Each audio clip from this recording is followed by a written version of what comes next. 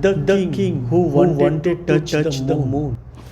There was once a king who had only one idea in his head. He wanted to reach up and touch the moon.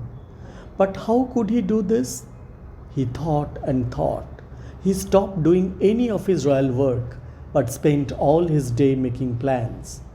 The palace looked most untidy, and his crown stopped shining because the king could not bother with anything except his plans.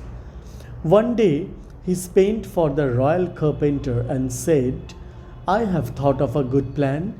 I want you to build a tower right up in the sky. The carpenter was worried. A tower would need far more wood than he kept in the royal workshop, but he did not dare to disobey the king's command. He measured the ground and pretended he was making lots of plans. Weeks went by, nothing happened. The king became annoyed. You have 3 days, he wrote.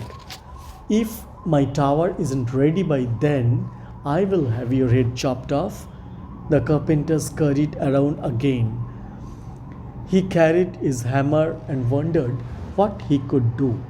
One day went by, another, and on the 3rd day, he went to the king with his idea.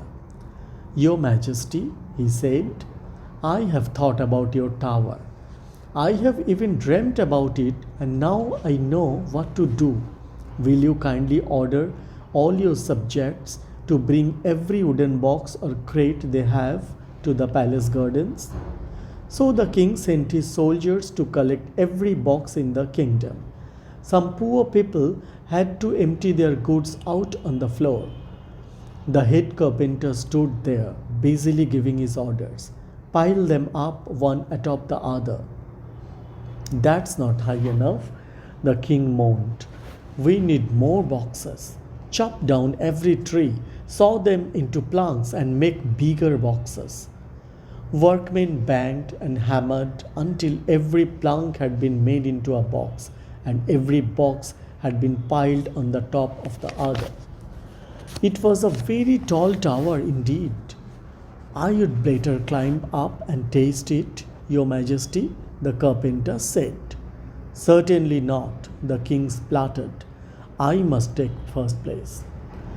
Then the king jumped on the first box and started his climb. He climbed and climbed. He puffed, panted, until at last he reached the top box. He stretched out his hand to touch the moon, but could not quite get there. I only need to stretch a few more inches, he thought. So he shouted to the head carpenter far below, Bring me one more box and bring it quickly. I am freezing here. There wasn't any wood to make any more boxes, for every tree in every part of the country had been cut down already. The king jumped up and down in his rage when the carpenter gave him this news. Send up the flagpoles from the palace roof, all the fishing rods and soldier spears. If I tie them firmly together, I can climb them, the king bellowed. The people looked doubtfully at each other, but they obeyed the king's orders. But when he tried to hoist them aloft, they slithered and slipped, and the bundles all fell apart. I will not give up now, the king sighed. Then a brilliant idea struck him. Bring me the large box from the bottom of the tower up here to me, he ordered. The first one?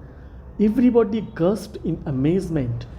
You cannot mean the box on which all the other boxes are piled? They said. What other box can I mean, dolls?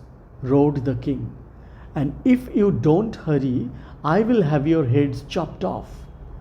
The head carpenter was very upset because he wanted to obey the king's orders.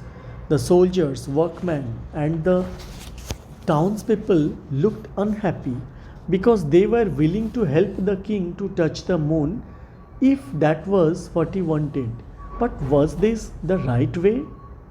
How many more times must I order you to bring that box up here? Hurry up, I said.